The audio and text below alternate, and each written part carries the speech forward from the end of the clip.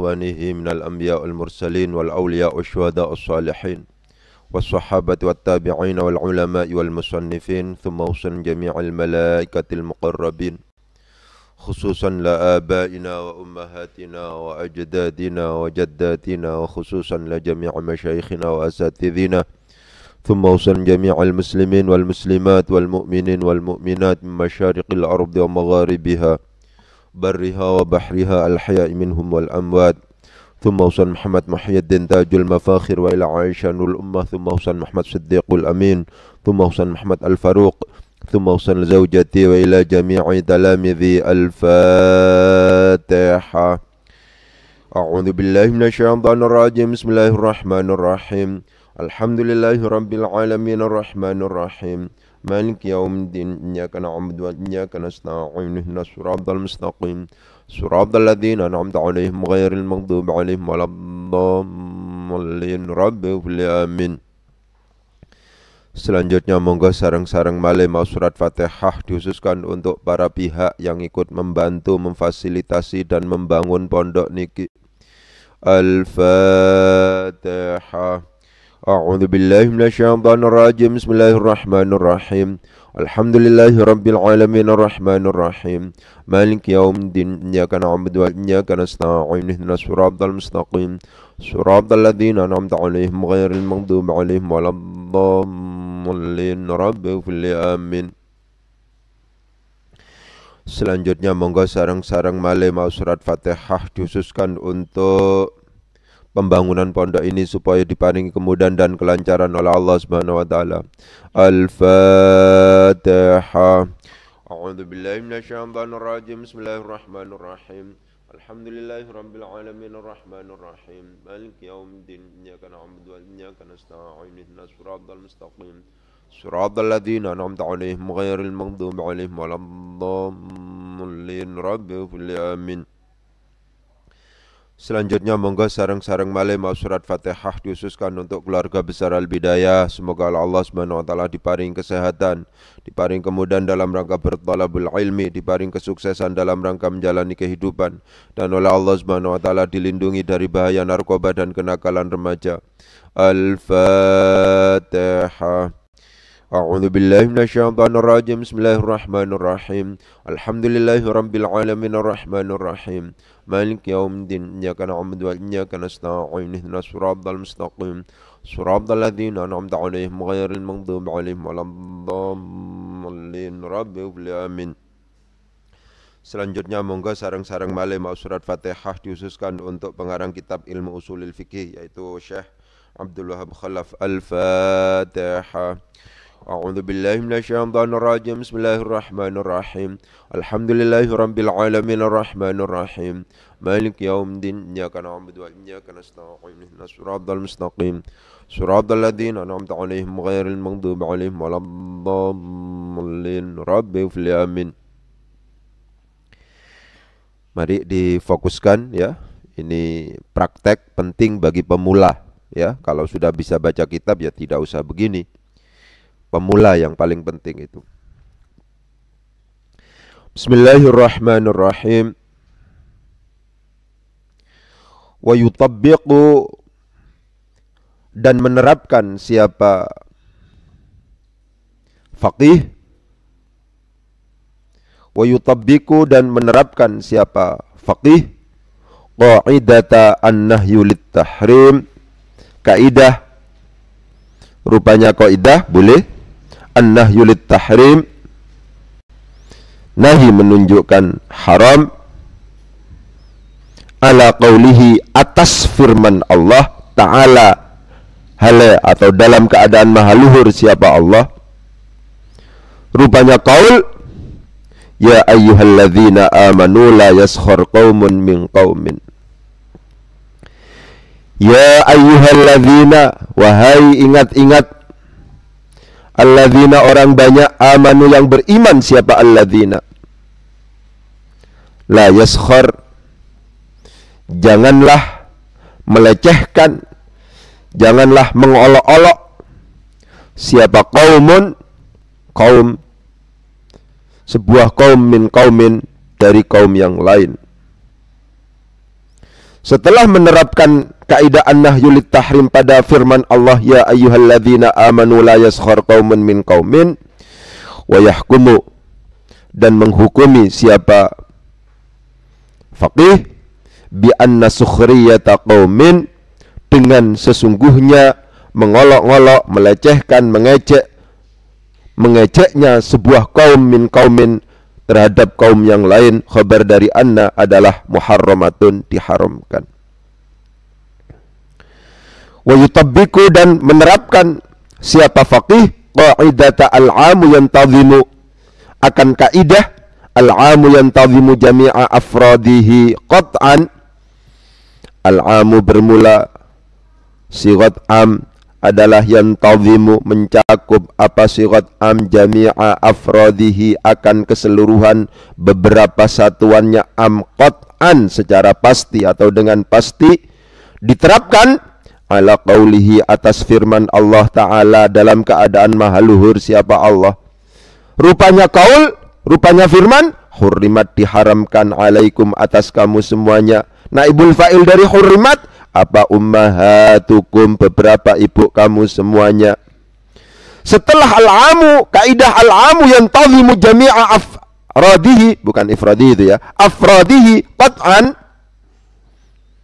diterapkan kepada hurrimat alaikum ummahatukum, wa yahkumu, dan menghukumi, wa yahkumu, dan menghukumi siapa faqih bi anna kulla ummin, dengan bahwasanya sesungguhnya setiap ibu adalah muharramatun, diharamkan, maksudnya untuk dinikahi.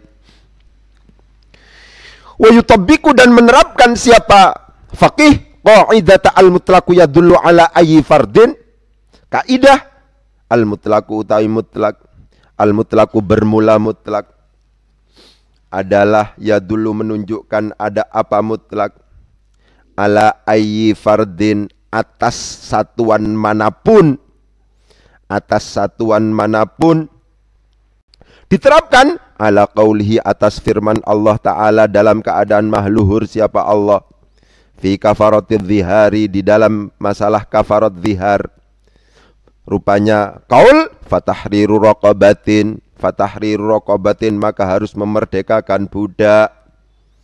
Wa yahkumu, dan menghukumi siapa faqih bi annahu, bahwasanya yujzi'u fit takfir, bahwasanya yujzi'u, cukup fit takfir dalam rangka membayar kafarat. Fa'il dari yujzi'u apa? Tahriru ayati raqabatin, membebaskan budak manapun, muslimatin, yang Islam, au ghairi muslimatin, atau selain muslimah. Mari kita praktek sekarang setelah dibaca, ya. Wa yutabbiqu, lan nerapakan sapa faqih qaidata an-nahyu lit-tahrim, ing kaidah an-nahyu lit-tahrim.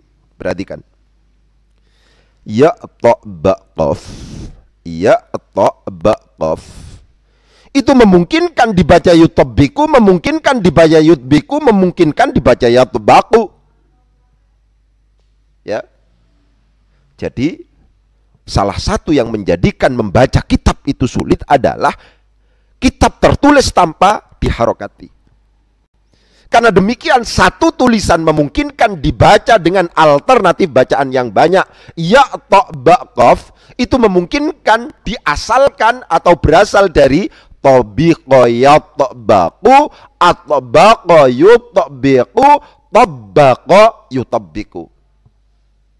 Ya, saya sengaja untuk memberikan penjelasan yang sejelas-jelasnya kepada para pemula, ya, bahwa ya ta ba qaf itu memungkinkan dibaca yutabbiqu, memungkinkan dibaca yutbiqu, memungkinkan dibaca yatabaqu. Kalau yatbaqu itu berasal dari fi'il mujarrad tabiqa yatbaqu, artinya menutup. Gitu. Kalau yutbiku misalnya itu dianggap berasal dari atbaqa yutbiku, atbaqa ala, kalau seandainya kita coba cek di dalam kamus itu artinya menyerang. Kenapa kok kemudian iya ta'baqaf ini dalam konteks ini harus kita paksa bacaannya menjadi yutabbiku? Lebih disebabkan karena murad, karena arti memang menuntut itu. Diperhatikan. Arti memang menuntut itu. Ya tobak, ya ba'qaf memungkinkan dibaca yatbaku, memungkinkan dibaca yutbiku, memungkinkan juga dibaca yutobbiku. Tapi bacaan yang berbeda akan berkonsekuensi pada arti yang berbeda pula. Gitu. Bacaan yang berbeda akan berkonsekuensi pada arti dan murad yang berbeda pula. Tobiko yatbaku artinya menutup. Atbaqo yudbiku ala, kalau seandainya kita coba cek di dalam kamus, itu artinya adalah menyerang. Tobaqo yutobbiku ala, itu artinya menerapkan. Dalam konteks ini, yang dibutuhkan, yang pas dengan tuntutan murad adalah tobaqo yutobbiku, menerapkan artinya. Coba itu, ya. Ini bisa jadi tidak terpikirkan oleh kalangan pemula. Inilah yang kemudian harus kita ingatkan. Yang sedang kita hadapi itu adalah teks yang tidak berharokat, di mana satu tulisan memungkinkan dibaca dengan alternatif bacaan yang banyak, di mana masing-masing bacaan berkonsekuensi pada arti dan murad yang berbeda. Ya, ini penting untuk dijadikan perenungan. Ini penting untuk dijadikan sebagai perenungan. Karena yang dibutuhkan adalah arti menerapkan. Kan enak itu kalau seandainya seperti itu. Seorang faqih menerapkan kaidah. Kaidahnya berbunyi bagaimana? An-nahyu lit-tahrim. Diterapkan pada apa? Ala. Itu kan? Ala qaulihi. Diperhatikan. Ala qaulihi itu adalah susunan jarun wa majrurun. Setiap huruf jar itu pasti memiliki apa yang kemudian kita sebut berulang-ulang. Itu adalah muta'allaq. Kalau seandainya panjenengan gagal menghubungkan, mengkaitkan ala qaulihi ta'ala kepada tabbaqo, maka kita akan gagal faham juga. Kita juga tidak akan faham juga. Jadi ala qaulihi ta'ala itu kaitannya dengan yutabbiku. Seorang faqih menerapkan kaidah an-nahyu lit-tahrim atas atau pada firman Allah Ta'ala dan seterusnya. Jadi ala ini kaitannya, muta'allaqnya adalah pada yutabbiku. Perhatikan. Ya. Ala qaulihi ta'ala, seperti yang kemarin kita tegaskan, bahwa qaulun itu dalam bahasa Arab memiliki spesifikasi dan perlu diperhatikan secara khusus. Karena ada kekhususan-kekhususan. Kalau seandainya qala yaqulu itu diucapkan dalam bentuk fi'il, maka dia pasti memiliki apa yang kita sebut sebagai maqulu qaulin. Maqulu qaulin itu wajib berbentuk jumlah. Begitu. Qala Allah Ta'ala misalnya hurrimat alaikumul maitatu. Qala Allah Ta'ala misalnya ya ayyuhalladzina amanu la yaskhur qaumun min qaumin. Kok pakai qala, kok pakai fiil? Maka posisi dan kedudukan dari ya ayyuhalladzina amanu yang merupakan isi dari firman, isi dari pembicaraan, itu berposisi sebagai maqulu qaulin. Maqulu qaulin itu sama persis dengan maf'ul bih, akan tetapi dia harus berbentuk jumlah. Qala tidak memiliki maf'ul bih. Qala itu punya maqulu qaulin. Kalau seandainya qala itu disebutkan dalam bentuk fi'il. Apakah fi'il madhi? Apakah fi'il mudhari? Tapi kalau seandainya qala itu kok kemudian disebutkan dalam bentuk masdar seperti ini, wa yutabbiqu qa'idata an-nahyu lit-tahrim ala qawlihi qala yaqulu qawlan. Ya. Qala yaqulu qawlan. Misalnya, pakai masdar. Kalau masdar, maka ya ayyuhalladzina amanu itu dianggap sebagai badal. Rupanya ya ayyuhalladzina amanu la yaskhur qaumun min qaumin. Ya, itu tentang qala yang saya ulang karena ini fungsi dari praktek. Kita akan terus bertemu lagi. Dan pada akhirnya kalau seandainya kita sudah bertemu berkali-kali, pada akhirnya juga akan faham. Semoga begitu ya. Ya ayyuhalladzina amanu. Ya ayyuhalladzina amanu, diperhatikan. Kalau seandainya ta'alanya itu kemudian diperhatikan ya, ta'ala. Kata-kata ta'ala itu adalah fi'il. Fi'ilnya fi'il madhi. Ta'ala, ya ta'ala, ta'alian, wa muta'alan. fahuwa muta'alin wa dzaka muta'alan ta'ala la tata'ala muta'alan. Ini fi'il. Ya, saya tegaskan. Ketika sampean bertemu dengan kalimat fi'il dimanapun tempatnya, apakah di awal, di tengah, atau di akhir, pasti membentuk jumlah. Tidak ada fi'il yang tidak membentuk jumlah. Ini postulat penting, rumus penting, kaidah penting. Ketika kita bertemu dengan kalimat fi'il dimanapun tempatnya, apakah di awal, di tengah, atau di akhir, itu pasti berbentuk jumlah. Tidak mungkin fi'il tidak membentuk jumlah. Karena demikian ta'ala harus kita anggap sebagai jumlah.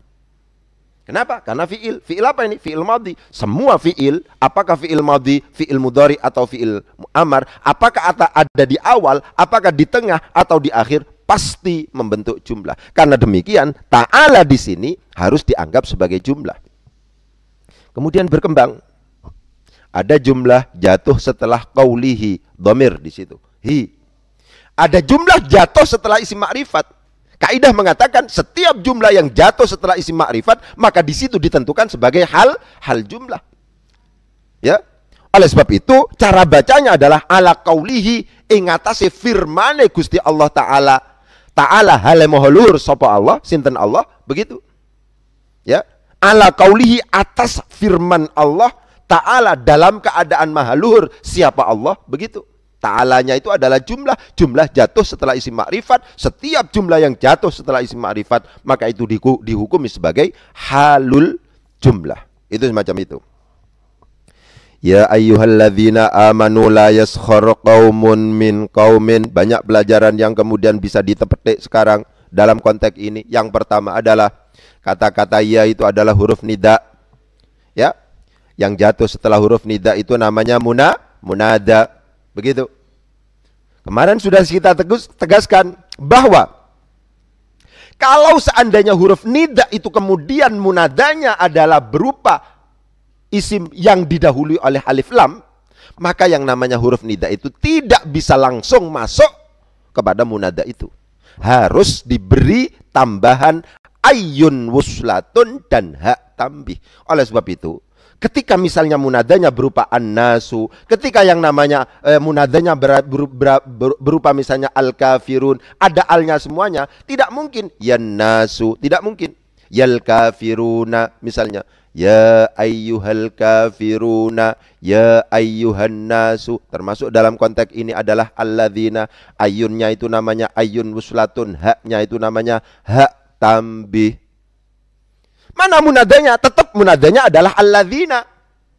Yang dibaca nasab yang mana? Ya alladzina itu yang dibaca nasab. Munada itu termasuk dalam kategori mansubatul asma. Tanda nasabnya ini apa Ustadz? Seperti yang sering saya katakan, kalau seandainya yang kebetulan kita i'rab itu adalah termasuk dalam kategori isim-isim yang mabni, maka wilayahnya di situ adalah wilayah mahalli. Jangan bertanya tanda nasabnya mana, karena mesti tidak ada. Ya ayyuhalladzina amanu. Alladzina itu adalah merupakan isim mausul. Setiap isim mausul butuh yang namanya silatul mausul dan aid. Mana silatul mausulnya? Silatul mausulnya adalah lafadz amanu. Silatul mausul itu adalah jumlah baik fi'liyah maupun ismiyah yang jatuh setelah isim mausul. Karena amanu di situ didahului oleh fi'il, maka yang menjadi silatul mausul di sini adalah jumlah fi'liyah. Ya, coba ya. Mari pengembaraan pikiran sampean ikut saya, ikut pada penjelasan saya, ya, pengembaraan pemikirannya, ya, biar naik tingkat, begitu. Amanu di situ adalah jumlah jatuh setelah alladzina, maka amanu di situ yang merupakan jumlah itu disebut sebagai silatul mausul. Setiap jumlah baik fi'liyah maupun ismiyah yang kebetulan di sini adalah fi'liyah jatuh setelah isim mausul, maka amanu di situ disebut sebagai silatul mausul. Di dalam silatul mausul itu ada dhamir. Ya, saya tegaskan di sini. Amanu, wawu yang ada pada lafadz amanu itu bukan huruf. Wawu yang ada dalam lafadz amanu itu adalah merupakan kalimat isim. Isimnya isim dhamir. Yang karena jatuh setelah amanah yang merupakan fi'il maklum, posisinya wawu di sini adalah berkedudukan sebagai fa'il. Itu diperhatikan. Alif yang ada dalam lafadz amanu namanya alif apa? Alif fariqah. Alif yang menegaskan bahwa wawu yang ada di situ adalah wawu jamak, bukan yang wawu yang lain. Wawu itu banyak. Wawu itu banyak, ada wawu atof, ada wawu ma'iyah, ada wawu haliyah, ada wawu macam-macam. Bahwa wawu yang ada di dalam sini ini adalah wawu jamak, bukan wawu yang lain. Ya. Ya ayyuhalladzina amanu, wahai ingat-ingat orang banyak amanu yang beriman. Siapa alladzina? La yaskhar qaumun min qaumin. Perhatikan kata-kata la yaskhar qaumun min qaumin. Lam, la, ya, lam yang masuk pada fi'il mudhari itu ada dua macam. Ada yang kemudian disebut sebagai la an-nafiyah, ada juga yang disebut sebagai la an-nahiyah. Apa bedanya? Kalau an-nahiyah artinya jangan. Kalau an-nafiyah itu artinya adalah tidak. Bagaimana Ustadz kita tahu bahwa lam yang ada di situ adalah la an-nahiyah bukan la an-nafiyah? Atau sebaliknya, ini la an-nafiyah atau la bukan la an-nahiyah? Kalau la-nya itu disebut sebagai la an-nafiyah, maka dia tidak memiliki efek menjazmkan. Gitu loh.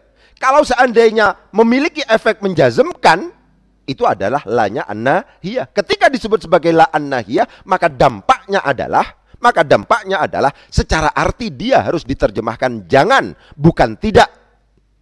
Sekarang kita cek. La yaskhor. La yaskhor. Ternyata yaskhor itu adalah disukun. Karena disukun, maka ini asumsinya lam ini memiliki efek, memiliki pengaruh kepada yaskhor. Yaskhor menjadi dijazmkan. Karena la yang ada di dalam la yaskhor itu memiliki efek menjazmkan, berarti di sini adalah la-nya itu la an-nahiyah. Karena demikian secara arti, maka la yaskhor tidak boleh diterjemahkan tidak, tapi diterjemahkan jangan. Janganlah sebuah kaum itu mengolok-ngolok, mengejek, misalnya. Jangan. Kok jangan? Ya, karena lam di sini jelas-jelas karena ini kebetulan Al-Qur'an, tidak bisa dirubah-rubah. Misalnya, ya ayyuhalladzina amanu la yaskhor. Bacaannya adalah la yaskhor, bukan la yaskhoru. Apa beda artinya? Beda arti kalau la yaskhoru tidaklah mengolok-ngolok. Kalau la yaskhor, janganlah mengolok-ngolok. Jadi lam yang ada di sini ini karena kebetulan memiliki efek menjazmkan kepada fi'il mudhari yang dimasukinya, kebetulan itu, maka yang namanya lam di sini ini adalah termasuk dalam kategori la an-nahiyah. Karena lamnya itu disebut sebagai la an-nahiyah, maka secara arti harus diterjemahkan jangan, jangan diterjemahkan tidak. Karena ketika diterjemahkan tidak, maka itu disebut sebagai la an-nafiyah. Ya ayyuhalladzina amanu, wahai ingat-ingat orang banyak amanu yang beriman. Amanu yang beriman siapa? Alladzina. Amanu yang beriman siapa? Alladzina la yaskhor qaumun. La yaskhor qaumun min qaumin. La yaskhor, janganlah mengolok-olok, janganlah melecehkan siapa qaumun, sebuah kaum, min qaumin, dari kaum yang lain. Ya. La yaskhor, janganlah mengejek siapa kaumun, sebuah kaum min kaumin, dari kaum yang lain. Perhatikan di situ. Ada kaumun disebutkan dengan menggunakan isim nakirah, disebutkan dua kali. Ya, ini penting menjadi catatan bagi para pemula. Ketika kita menemukan sebuah isim nakirah disebutkan dua kali, maka isim nakirah yang pertama itu pasti bukan merupakan isim nakirah yang kedua. Ya. Ketika isim nakirah disebutkan dua kali, ini ada kaumun dan kaumin. Isim nakirah semuanya disebutkan dua kali. Kaidah mengatakan, ketika kita menemukan isim nakirah disebutkan dua kali, maka isim nakirah yang pertama itu pasti bukan merupakan isim nakirah yang kedua. Karena demikian cara penerjemahannya adalah janganlah sebuah kaum mengejek kaum yang lain. Janganlah sebuah kaum mengejek kaum yang lain. Gitu. Ya, ada yang lainnya. Kenapa kok kemudian diterjemahkan yang lain? Karena ini isim nakirah penyebutannya dengan menggunakan isim nakiroh disebutkan, ketika isim nakiroh disebutkan lebih dari satu kali, maka isim nakiroh yang kedua atau isim nakiroh yang ketiga itu bukan merupakan isim nakiroh yang pertama. Oleh sebab itu, kalau seandainya ini kaidah ini yang coba kita terapkan, fa inna ma'al usri yusron, inna ma'al usri yusron. Ya, al usru itu disebutkan dengan menggunakan isim makrifat. Yusron disebutkan dua kali dalam bentuk isim nakiroh. Al usru disebutkan dua kali dalam bentuk isim makrifat. Yusron disebutkan dua kali dalam bentuk isim makrifat, isim nakiroh. Kalau seandainya kaidah ini diterapkan, kalau seandainya kita menemukan isim nakiroh disebutkan dua kali atau lebih, maka isim nakiroh yang pertama itu bukan merupakan isim nakiroh yang kedua. Kalau seandainya kaidah ini diterapkan kepada fa inna ma'al usri yusron, inna ma'al usri yusro, maka dalam satu kesulitan, diperhatikan, dalam satu kesulitan ada dua kemudahan. Karena al-usru disebutkan dalam bentuk isim makrifat, yusronnya disebutkan dalam bentuk isim nakiroh. Kalau ada pengulangan isim makrifat, itu tidak seperti isim nakiroh. Kaidahnya yang berlaku itu adalah isim nakiroh. Ketika ada isim nakiroh disebutkan dua kali, maka isim nakiroh yang pertama itu bukan merupakan isim nakiroh yang kedua. Tidak seperti itu kaidahnya dalam konteks isim makrifat.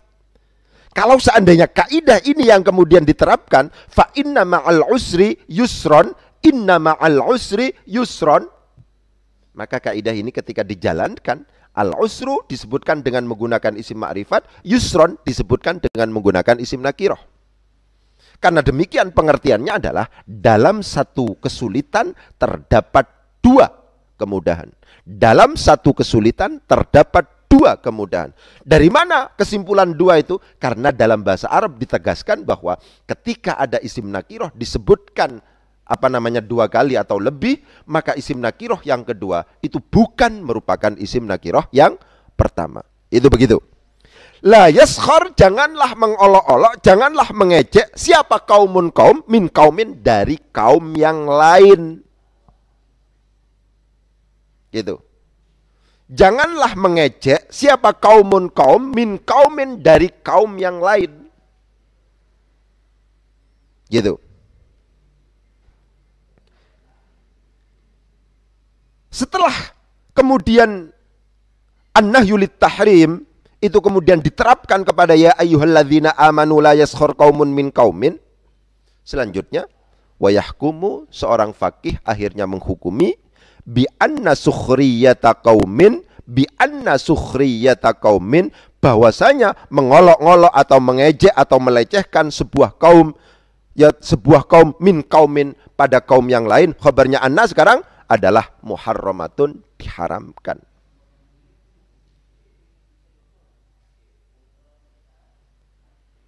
Ya. Wa yahkumu bi anna sukhriyata qaumin min qaumin adalah muharramatun. Ojo oleh banter-banter. Ojo oleh banter-banter ngomongnya.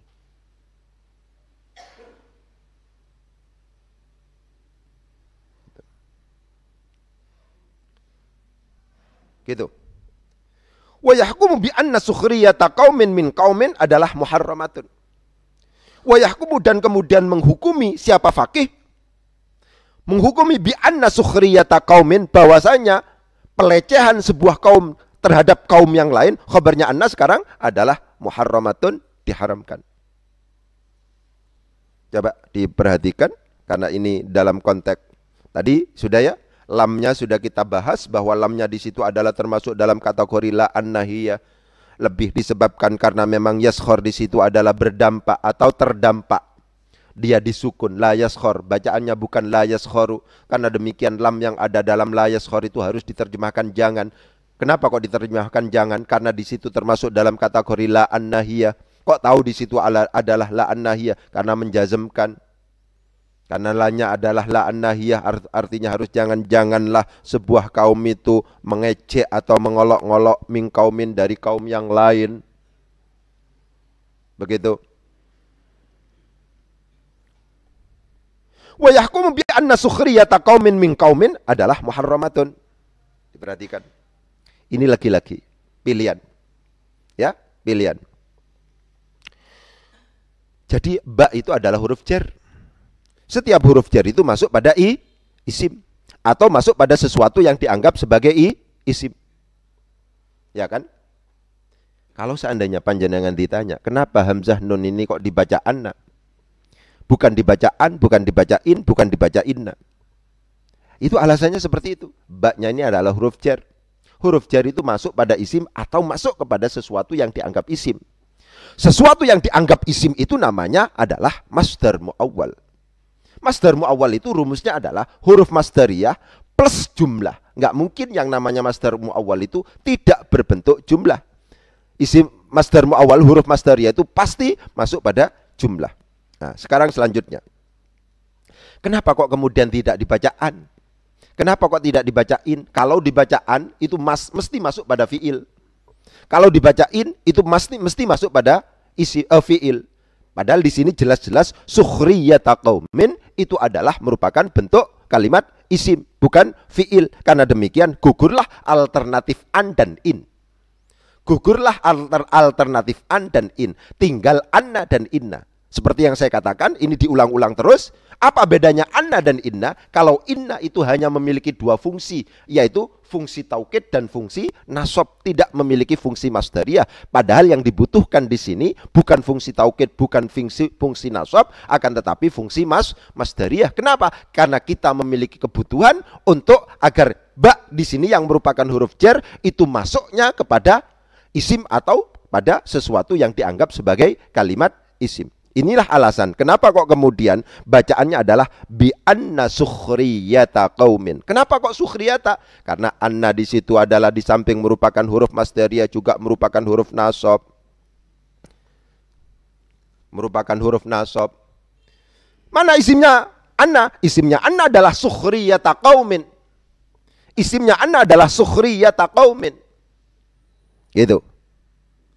Sukhriyata qaumin itu adalah sukhriyata itu adalah mudhaf, qauminnya adalah mudhafun ilaihi. Ya. Lagi-lagi kalau seandainya kita min qaumin, kalau seandainya kita menemukan isim nakirah disebutkan lebih dari satu kali, maka isim nakirah yang pertama itu pasti bukan merupakan isim nakirah yang kedua, pasti bukan merupakan isim nakirah yang selanjutnya. Oleh sebab itu dalam penerjemahannya mesti ada kata-kata yang lainnya. Begitu. Selanjutnya kita bertemu dengan mem ha ra mem ta. Memungkinkan dibaca muhrimah, memungkinkan dibaca muharramah, memungkinkan dibaca yang lain. Ya kan? Diperhatikan.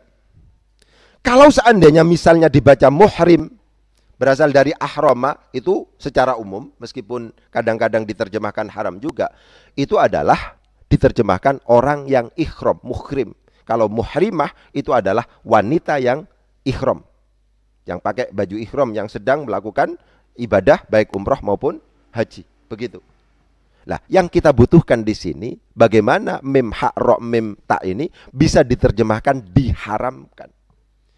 Karena itu yang kemudian yang kita butuhkan, maka ini dipaksa bacaannya adalah harrama. Ayo bareng-bareng. Harrama yuharrimu tah.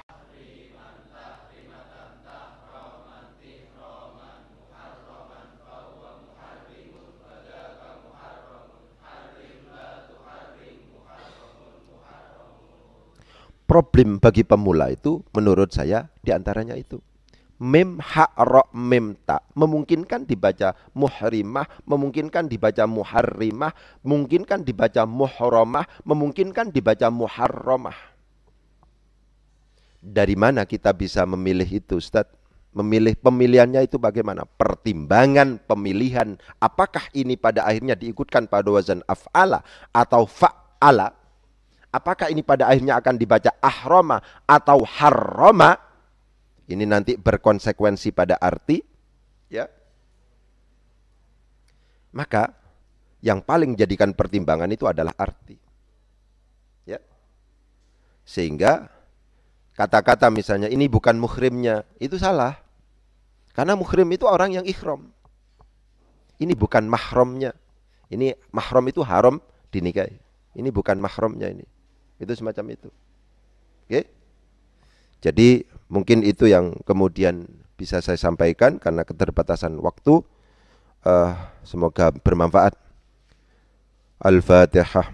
A'udzu billahi minasyaitonir rajim. Bismillahirrahmanirrahim. Alhamdulillahirabbil alamin arrahmanirrahim. Iyyaka na'budu wa iyyaka nasta'in. Shiratal mustaqim. Shiratal ladzina an'amta 'alaihim ghairil maghdubi 'alaihim waladdallin. Assalamualaikum warahmatullahi wabarakatuh. Ayo silakan. Ayo belajari dulu, teman-teman.